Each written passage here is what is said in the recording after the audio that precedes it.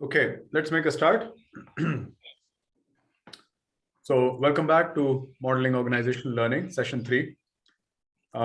In session 2, you already saw that just adding a second actor to the system already introduces a lot of complexity, right? So yes, we doubled the system size by 100%, but we really just added one actor. And just adding that one actor already creates like complications in terms of interactions, which can come in the flavor of interdependence or of influence. And we use that to understand the difference between coupled learning and vicarious learning and how one might think about modeling these, okay?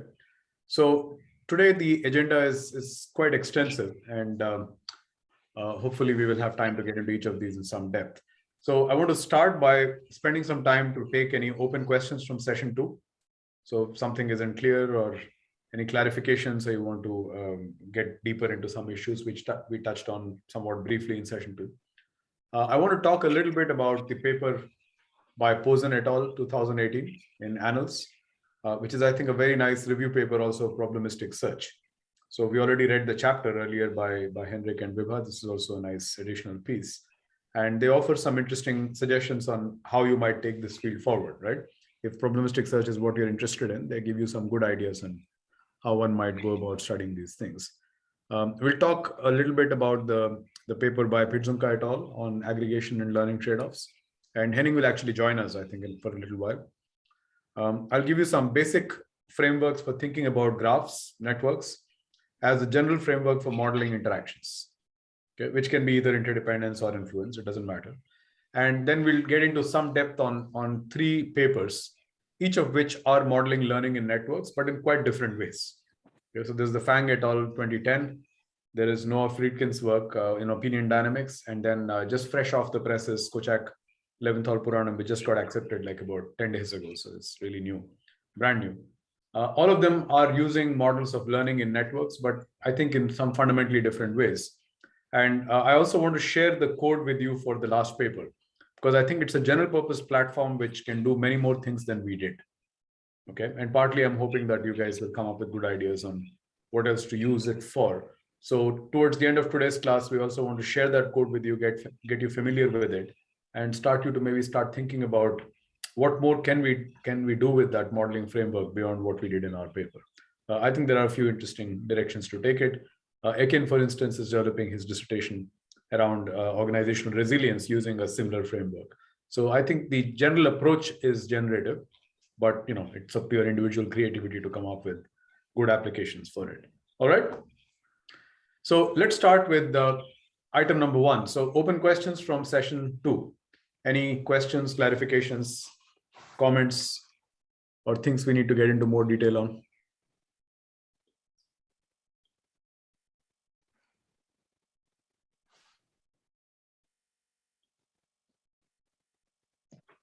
Well, I have a question regarding Henning's paper. So we'll wait for that for a bit. Okay, we'll get to that. Yeah. Okay. So if there's no other question from last time's session content itself, then let me ask you to reflect on the results from Hart's work on reviewing the probabilistic search literature. So Posen et al. 2018. This is taken from their paper, right? This is table 2, summary of the empirical evidence. So how do you read this summary? What's your conclusion? What's your takeaway from this?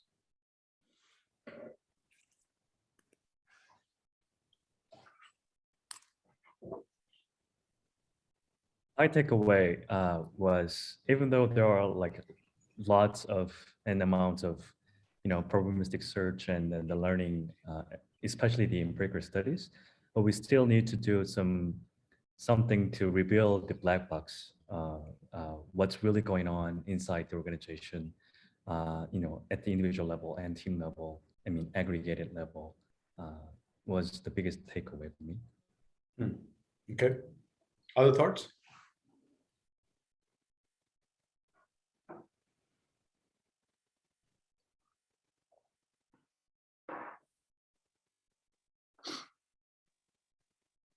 Just looking at this table of results, what's your sense? Would we say these results suggest that there is evidence for the basic theory, or there isn't, or how do you come out on that?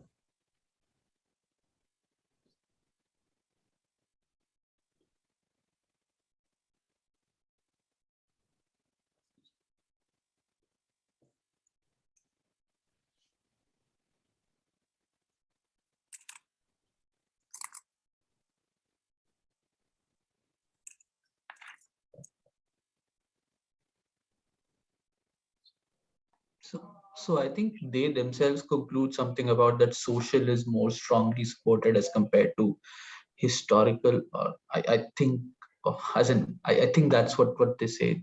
But yeah, as in based on numbers, it still kind of says it's kind of mixed. That Yeah, there is a signal, right? If you look at the Yeah. first row in each of these tables, it really is not a trivial number.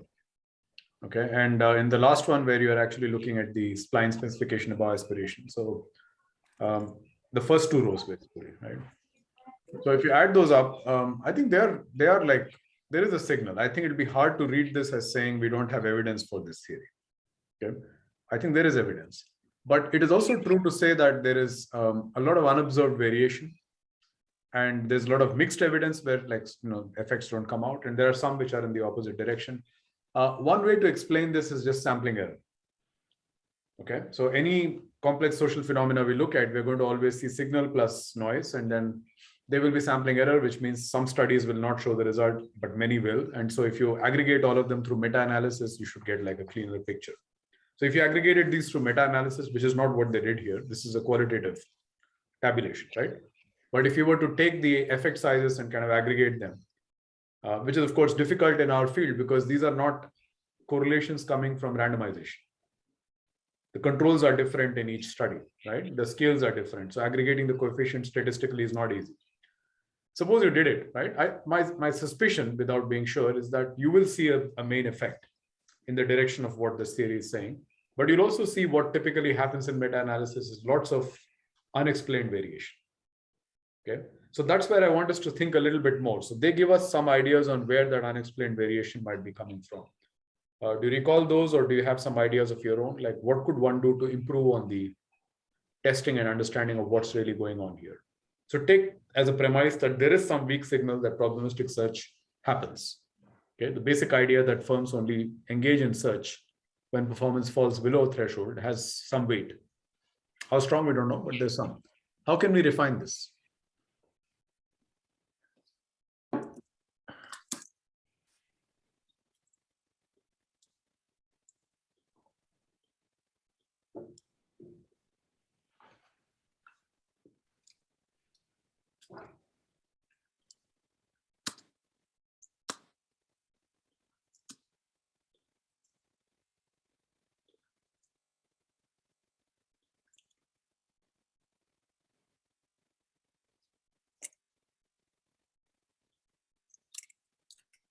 So, and then if I have to say something, I think there's one thing that we discussed in the previous class itself about Bellinger and all, where they say that where they divide the probabilistic search into two steps as to is the company exploring or not. And then I think the second idea could be like right now, as in to look at like what's more salient, your own personal performance versus as in if you're comparing with others. I think those could be like two different ways in which we can clarify, if that makes sense. Okay, so it's really along the lines of what Hang-Yun was saying earlier about opening the black box, right? But there are many ways to do it. So some of the ideas that Posen et al. Offer have to do with pointing out that even aspiration levels are not objective things, right? So the exact aspiration level that a manager is thinking of, or a CEO is thinking of, or a board is thinking of, may not be the one that you are reconstructing from public data, right? So therefore, the behavior that you are observing may look like it's deviating from probabilistic search, but maybe it's not. It's just that the aspiration level is a different one than the one you're measuring, right? And they also talk about the tendency for people to self-servingly alter the aspiration, right? Based on how well or badly they're doing. So they can change the aspiration either by changing the metric or by changing the reference group or some combination of these things. So we can't make too much progress on whether this is a good test of the theory unless we're able to bring our measurement of these processes closer to what's happening, right? That's certainly one aspect of it. The other, which is my favorite hobby horse, is that it's really in the aggregation, right? Thinking about this as one individual with one mind who's trying to do something is going to take us only that far. Really, when we start unpacking these things about what's the correct aspiration level, what's the social reference group, how do consensus, how do decision processes within groups work? to produce an aggregate decision whether to explore or not, whether to search or not. That might be another way in which we can unpack this black box to get more insight, right? So if you're going to work further in this domain, I think there is a clear directive, if you like, from Hart and colleagues in this paper, that continuing to think of firms as black boxes is not going to take us very far. I mean, they're saying this very explicitly. And how you unpack the black box could be better measurement of aspirations or better theory of aggregation or some combination of these. This is not clear, but these are some directions you could potentially move. Okay. Any other thoughts or comments on probabilistic search? Then we'll wrap this up and move on.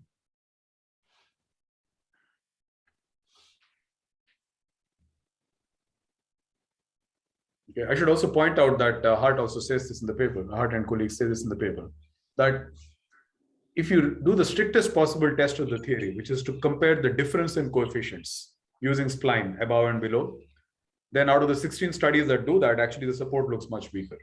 It's only about 4 or 5 studies, if I recall, which actually prove it, right?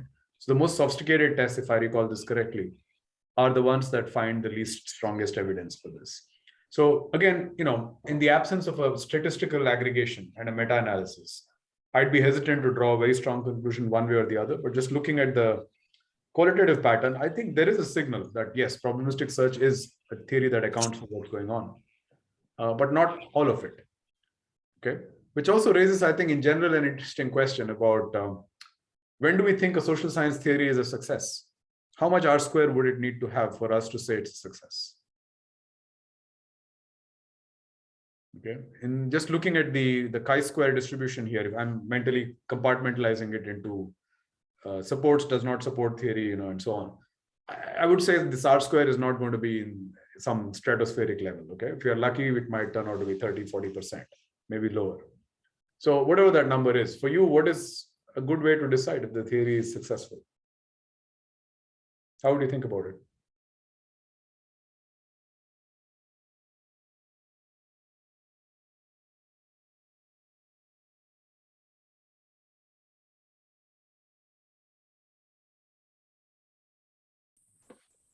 I think the way I look at it is like seeing if the theory is consistent, if it is giving similar kind of predictions after repetitive tests in the same direction at least, because R-square is already pretty low, around 20-25 is like decent one, so it should be consistent at least. So of course, these are not orthogonal, right? So the fact that there are many studies here where you don't see the effect suggests that there is some bound on the R-square, or you even see the opposite effect. In fact, that's also saying that the R-square is limited. So I want to push back on the point of at what R-square level will you say this theory is a success?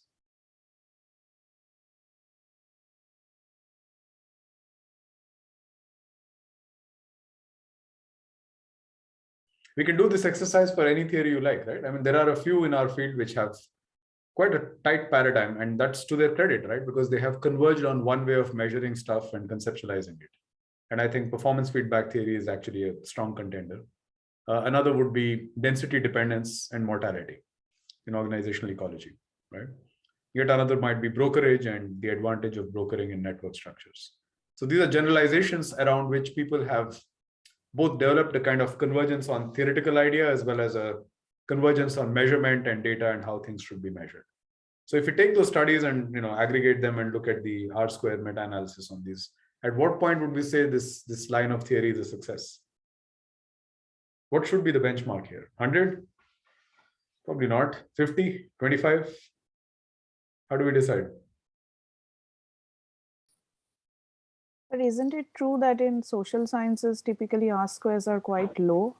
Because there are multiple things that can explain a phenomenon. That's the whole, like, unlike in physics probably, or in natural sciences where, I mean, gravity could explain like half of the things. Isn't it? So, I mean, I don't know a specific figure, but like low, I mean, yeah, I don't know. Like 5%, 10% is even like sometimes it's considered. Good. So somebody has at least walked into my trap. So one of you has at least put a number on it. I'm hoping one of you will. So look, the point isn't the absolute threshold at all, right? Let's think about this for a second. As Shukti correctly pointed out, phenomena are multi-mechanism systems. Our theories are single mechanism theories. Right? Our theory is a single mechanism based on probabilistic search. Most phenomena don't come as a single mechanism flavor. They come as a bundle. So what's the right benchmark? We know it's not going to be 100 because the world is much more complex than a single phenomenon. So the right benchmark is not an absolute number, but a comparative number. What's the next best game in town? That's the question. Right? So here we actually have a couple of competing theories which are mentioned in Hart's review.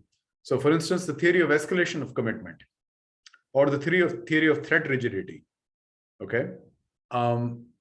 Both make opposite predictions to probabilistic search.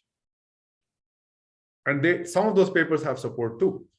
So the real question here would be not whether this theory has an R square of 20% or 10 or 5 or whatever, but if I run the horse race between these theories, which one works more often? Okay, that gives us, I think, a better sense of being able to tell if a particular theory is actually being helpful or not. So just the crude idea of at some threshold level, we should be satisfied and go home is not very satisfactory, right? What we want really is we have to acknowledge that phenomena are so complex. It's not going to be likely that a single theory will produce a lot of variation. So it's really a question of which among competing theories works. And it may sometimes be that there are multiple theories that work equally well. We can't rule that out a priori, right? There's no theorem that says when you rank all the theories by R square, it'll look like a scree plot. It may not, right? It may be that the first 5 all are kind of neck and neck in being equally poor on R square or equally good. We don't know. So that's an empirical question. But what I want to encourage you to is to think about the value of theory in a competitive sense, in a comparative sense, rather than an absolute sense, given that it is the case that these phenomena are so complex. So any one theory is hardly likely to be able to do a lot of justice to what's going on. Okay, let's turn to the paper by Pidzunka et al. And Henning will join us, I think, in about 10 minutes or so.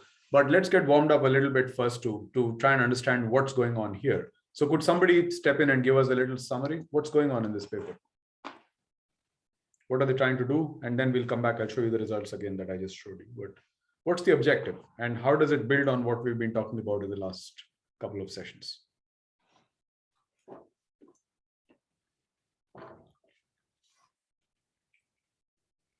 Anyone? I can summarize a bit. So in this paper, they introduced the concept of learning by participating. So essentially, they want to show that an organization is not a unitary actor. It has like different sizes, and then different actors may hold different kinds of beliefs, and then individual can learn new information by observing the outcome of the group performance. So they show there are different kinds of decision-making structure and how they like interact with different level of learnings and affect the performance of both the organization and the individuals. Yeah. Okay. So I'm going to draw the belief, action, outcome sequence we've been using, right? This is our learning cycle. And so far in learning by doing, right, we have been looking at this as if it's a single actor. So that actor has a belief system, they take an action, they get an outcome, they revise the belief, and then the cycle goes on. So what is different here is that there are multiple actors. So we're really talking about multiple people here, right? 1, 2, 3. Let's take 3 for an example. And however, the 3 together in the end take a single action. So this process of going from the beliefs of 3 people to 1 action is aggregation. At least in this paper, this is what they call aggregation, right? But then based on the outcome they get on that action, the beliefs of everybody are being updated. And then the entire cycle of aggregation again happens again, right? So what they've really done is expanded that key part on the beliefs from a single actor to having multiple actors. This is really the point.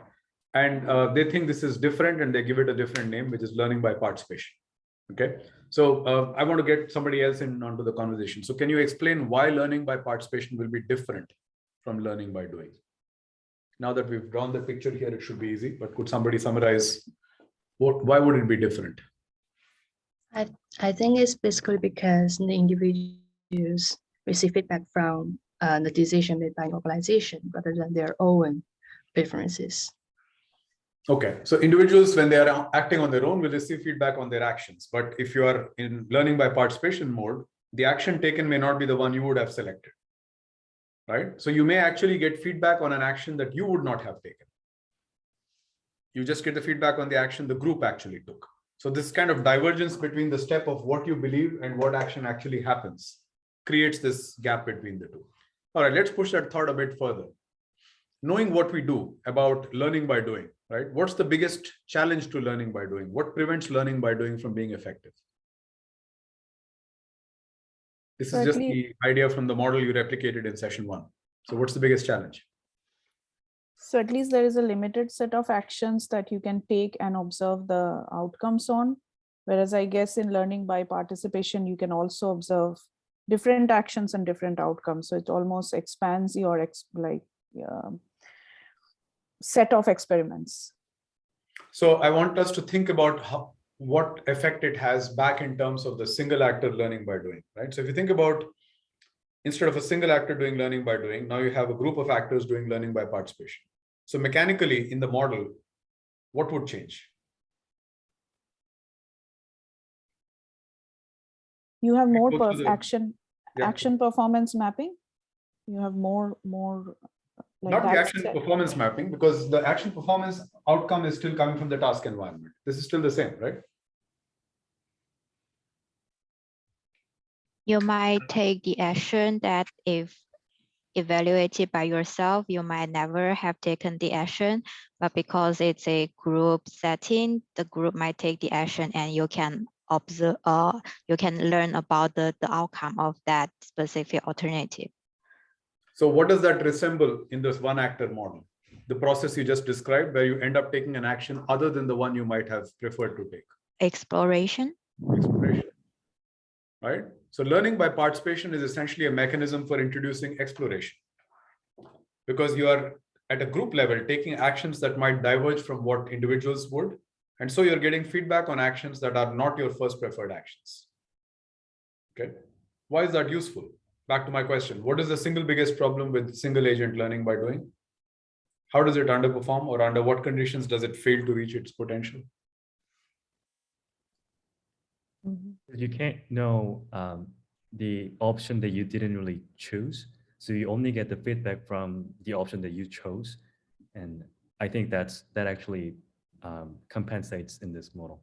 Okay, so that's exactly right. So the core problem with learning by doing is we can get stuck on suboptimal actions because of our beliefs being self-confirming, right? So you read the paper on self-confirming biases. So the core problem with learning by doing is self-confirming biases. So I have an incorrect picture of the world, which is incorrect in a very special way. It's correct on the action I take, but it's incorrect on the actions I don't take. Therefore, the feedback reinforces the correct part of my belief system, but leaves my incorrect part untouched. That's the self-confirming bias. However, if you explore, which is one way to create a break from the self-confirming bias, or alternatively, once in a while, you take the power of decision-making away from my hands and somebody shakes a die and something happens. Okay, it's really the same thing. That's what learning by participation is doing. So learning by participation is able to break that strong connection between what I think is the right action and what actually happens. Right? This is the key difference. Is this point clear? Everybody is comfortable with this idea? Yeah. Okay, now let's talk about the different ways you can go from beliefs to action here. So there are different ways one can aggregate it, and these guys study actually quite a nice variety of these different things. So given what we understand about what participation is doing, which is creating a way of reducing the tight coupling between what I believe and the action that I take, right? But they do it through different mechanisms. They can do it through what's called the random dictator, right? They can have simple voting. They can have two-stage voting. They can have belief sharing. So could you walk me through how each of these are going to affect the degree of exploration from the point of view of an individual? Right? But in the end, that's what they're doing. We agreed that what participation does is creates a form of exploration with respect to individual actors. But these different forms of participation probably do it to different degrees. So can we get a sense of how they would cause exploration and how they would differ from each other?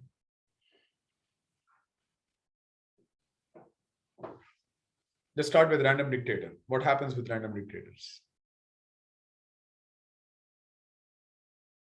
It's not a completely arbitrary thing, by the way. This is used to be a principle of Athenian democracy. It's called sortation. If you look up the term sortation, this is a governance principle where one randomly selects somebody to make a decision for the group. Okay, so it's a real thing, and they model this. So how does sortation kind of affect this exploration exploitation trade-off?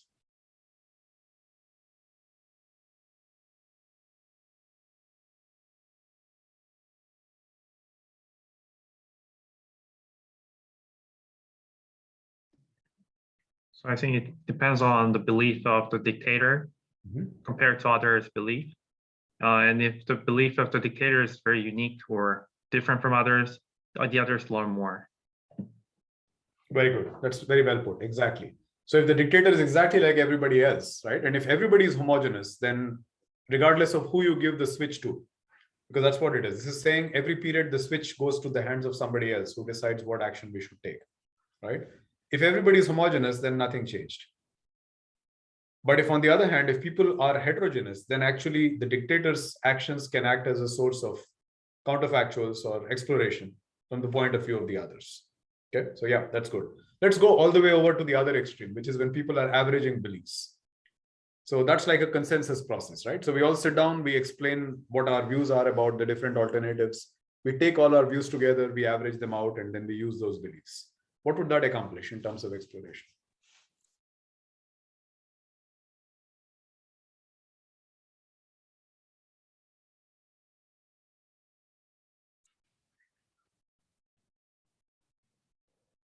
Isn't it? It will be something like deep root averaging that we saw last time. That it it it makes the more unique to be, as in the overall belief is averaged out, so it's probably lower. So therefore all the alternatives start looking somewhat similar. Okay, so you lose the diversity of beliefs of people, but effectively they become kind of similar. And that might mean, and because they become fuzzy, you might encourage a bit more exploration at the aggregate level. Okay, so effectively averaging is a way of creating, again, a form of exploration, but very different from the rotating dictator idea, right? In the rotating dictator, each individual is exploiting their brains out, but collectively the group is exploring because you are handing out the switch on what to do to different people at different times, right? That's an interesting way of thinking about the two levels of aggregation. So each individual, when they get the switch, they could be exploiting with tau equal to 0. But if they're different enough, the group is effectively exploring. Whereas with belief averaging, where everybody's beliefs get pooled, right? Effectively, what we're doing is we're creating a bunch of clones, each of whom explores because their beliefs have become fuzzy. So it's like the mirror image opposite in terms of the institution, okay, in terms of what it's actually doing. What about voting? What is voting doing? How is voting different from these two extremes?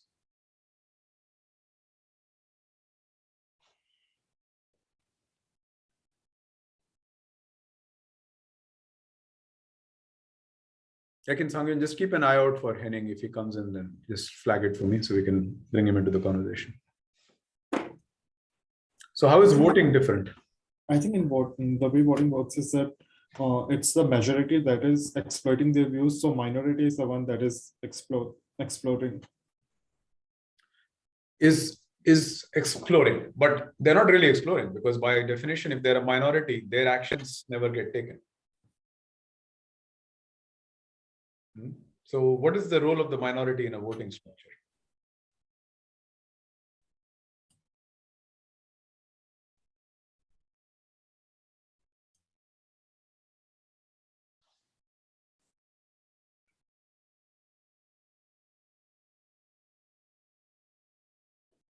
Hi, Henning, welcome.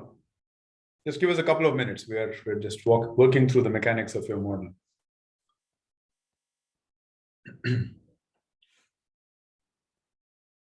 So what is voting doing as opposed to the sortation idea or the averaging of beliefs? The averaging of beliefs become homogeneous, right? In voting, beliefs don't become homogeneous. So people can still retain different views of the world. And if you find enough people who think like you are in the majority, your voice carries through. But what happens to the ones whose vote does not count or whose vote fails, right? Who don't end up winning the vote? What happens to them?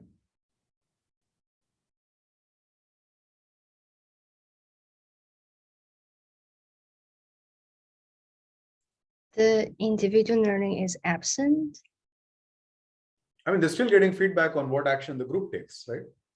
So in each period, the group is still winning the vote. They're taking an action. You're going to get feedback on that.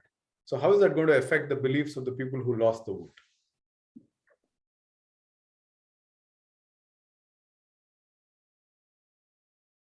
Let's make it concrete, okay? Let's say that there are only two alternatives. Let's take a two-armed bandit case, okay, A and B.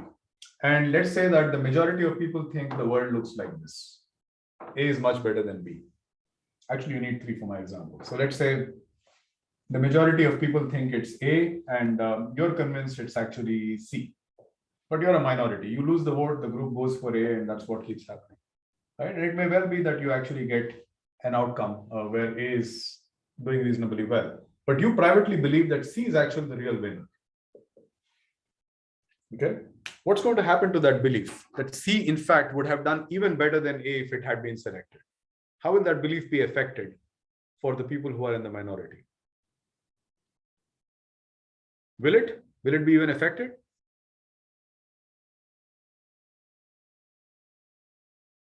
Remember, you only update beliefs on the actions taken, right? So the group is taking action A all the time. You privately believe C is even better than A. C is never going to be chosen because you're in the minority. So what's going to happen? You still believe that C is better than A. Yes, you'll be this highly disgruntled person saying, oh, my colleagues are all idiots. You know, they just don't get it. If they'd only listened to my brilliant ideas, we'd be doing C, and then they'll all discover that in fact, C is so much better than A, right? So you can have this preservation of diversity of viewpoint among the losers in this system, right? That cannot happen in belief averaging because by definition, everybody's beliefs are being pooled. Okay, it's probably not easy to preserve for very long in the dictator as well because the dictator is randomly being assigned as a role to different people. So there aren't long periods where your illusions can remain unchallenged, right? Whereas in the case of voting, it's a structure that allows the untested illusions of the minority to survive for long periods. Okay, that's what makes this structure so different in aggregation terms compared to the other two structures of the corners. Okay, but let me stop there. Okay, any follow-on questions on Henning's paper? I'm not Henning, but I will try to attempt to answer them to the best of my ability. Any other questions on the model itself, how it works and so on? Or maybe just to pick up on the vicarious learning point. So it's a form of observational learning, right? The learning by participation, because you're seeing the actions and outcomes of the majority if you're the minority. If you are one of the non-dictators, then you're clearly also doing observational learning. But if you're doing belief exchange, that's also vicarious learning through knowledge sharing. So in fact, you have all the different models of vicarious learning hidden inside this model.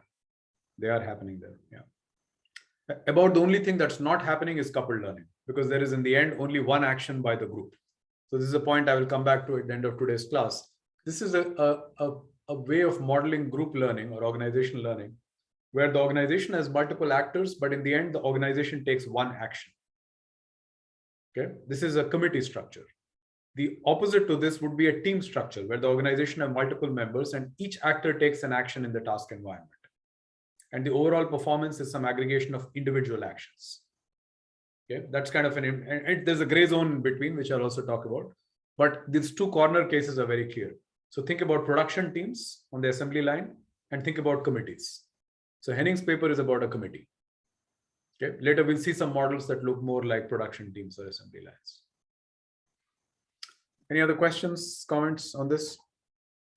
I actually have a question regarding the context used in modeling papers in general, because my gut feeling is good context is not underscored as much as other empirical studies, perhaps because we already use assumptions in modeling paper. And is this just my feeling, or how do you think about this? So it depends a little bit on the kind of model. Okay, so so let's take two very different kinds of models. So these models, which are organizational learning models, are essentially agent-based models.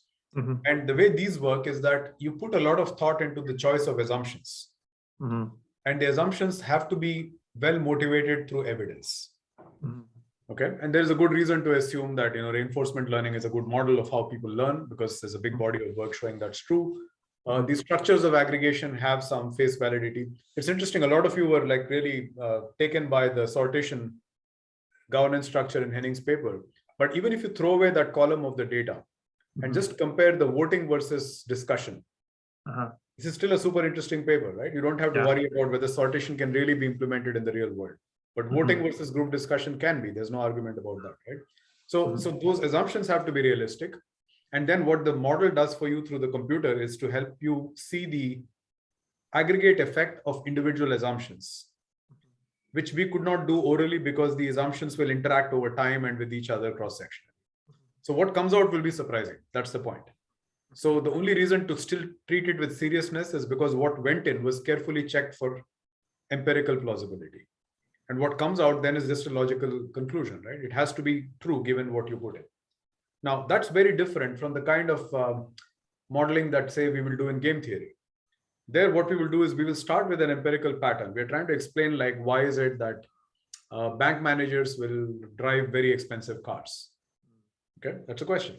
So I will say, okay, let me build a signaling model where I want to signal the soundness of my bank by my display of conspicuous consumption. And then I can show an equilibrium where actually if I drive a fancy car, the customers become more confident and put more money in the bank, right?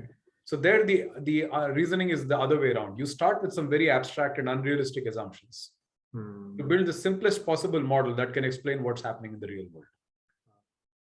Right? So realism comes at the end by matching to predicting the data in that kind of model.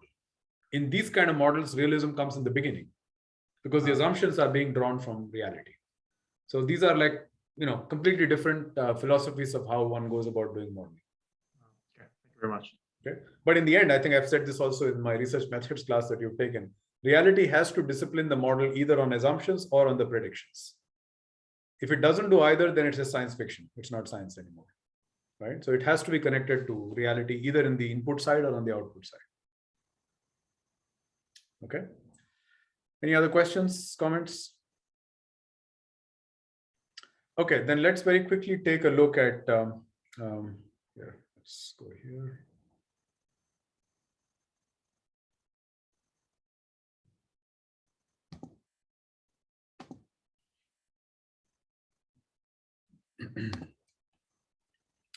Okay, we talked about this. So I want to very quickly introduce the idea of going from 2 actors to multiple actors, and then we'll take a break, okay, and then come back and talk about it. So you remember this from last time, right? The idea that we can distinguish 2 kinds of interactions. There is dependence, okay, where the outcome for J taking an action depends on the action of I, or equivalently outcome J depends on both action I and action J, right? That's the idea of dependence. And there is influence. And influence is really short form for influence on beliefs. Okay, so the beliefs of J depend on I, and that can come either from the outcome of I, the action of I, or the belief of I. So any of those can end up creating a change in the belief of J. The key point is the change in the belief of J, when it's purely through influence, does not pass through the action outcome cycle, right? So it's directly going from either the beliefs or the actions or the outcomes of I are affecting the beliefs of J, but this channel is kind of closed off in influence. So J is not kind of updating through their own action. So this is essentially the difference between influence and dependence, whereas dependence requires that beliefs of J depend partly on the outcome of J and also maybe on the actions of I. So that's like the core difference. Now, regardless of whether we're talking about dependence or influence, we can write this as a very simple case, 0 or a 1. So is I dependent on J? Is I influencing J? And we can write this symmetrically or asymmetrically. So we can say if I influences J, it also means J influences I. Or maybe you don't have to. Maybe these are 2 separate things, right? But as long as we understand that we can go from this description of dependence or influence at the dyad level to a network, okay, then we are in business. So I'm assuming this is like completely intuitive to everybody, but if it's not, I want to make sure it is. So does everybody understand how we can go from the picture on the left to the table on the right? How do we convert a graph into an adjacency matrix? Yeah. Would somebody just help us maybe do the first row? So can we explain why the first row looks the way it does? So why is the first row all zeros? So there are no incoming arrows into A, and there is only two outgoing arrows from A to B and C. Good. So from that, we can also infer that if I comma j in this table is 1, what does it mean in English?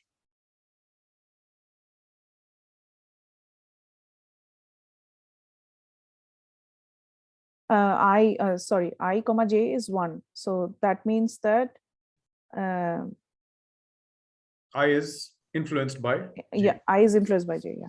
Right, exactly. So this table says I is influenced by j, it will give you a 1. If I is not influenced by j, it gives you a 0, right? Now you can hopefully see how the picture on the left is exactly the same as the picture on the right. Okay. Of course, we're also making an assumption in this picture, which is the diagonal is 0. Right. So A is not influencing themselves. That's just a convention for whatever application you're using. Sometimes you will see some people will use ones there, right? Which is A is influencing themselves, or we allow for some degree of schizophrenia. You can't influence yourself, and we can write it as 0. But this is a pure convention. Mostly what happens in the way the models are set up is the diagonal will be factored out. Okay, so you're really going to focus on the impact of other actors, and we'll mechanically adjust for what we did with the diagonal. But this is clear to everybody, right? This is how we can go from a story about I and J or A and B and aggregate it up to the entire network and come up with a network. So this part should be clear. Okay. Now, just adding what I said in the last slide onto this slide, this resulting network that I'm showing you in the adjacency matrix could be either for dependence or for influence. Right? The same logic applies. So what this really means is that we can find it helpful to think about organizations as multiplex networks, multiple networks on the same sets of actors. Right? So on the same set of actors, A, B, C, and D, I can draw one network which is of dependence and another network which is of influence. Okay. In fact, there are multiple kinds of influence, so I can explore that into subsets as well. But the core general idea I want you to take on board is that when we want to go from modeling single agent learning to 2, we said we have to include interaction. And interaction, we said, can be either in dependence or influence. If you want to go from 2 to n, we have to think in terms of networks. And the networks can be either a network of influence or a network of dependence, or both, right? We can have both kinds of networks at the same time. But once we understand that we can describe both influence and dependence in a multi-actor system with networks, then we are in business. The rest is now just up to the computer, right? We understand how to exactly specify the interaction between two actors. If we know that, and we now know the pattern of interaction between n actors through a network like this, the computer can help us aggregate what is happening at each dyad and bring it up to the top and show you an aggregate result, right? This is where computation starts paying off. For the 2-agent case, right, the computation was paying off mainly in terms of dynamics. It was hard to see what will happen over many periods, so we used a computer. Now it's hard to see even what will happen in 2 periods because there are so many actors. So think about it, right? Even though in this picture, A is not directly being influenced by B, C, or D. Okay.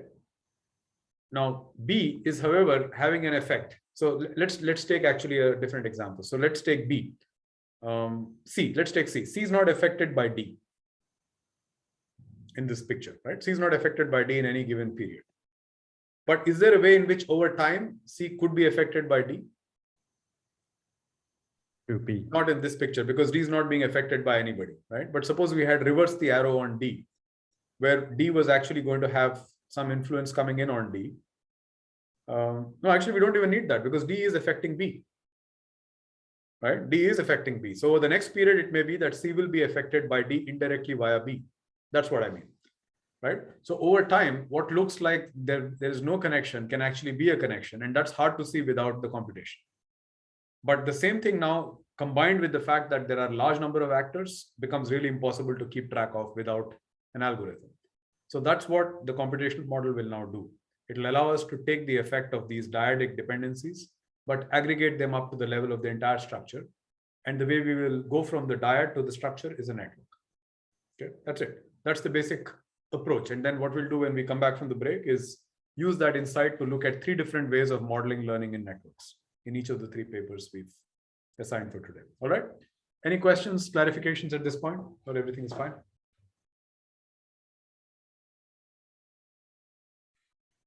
All good? Okay, then let's take a 15-minute break and then we continue from there.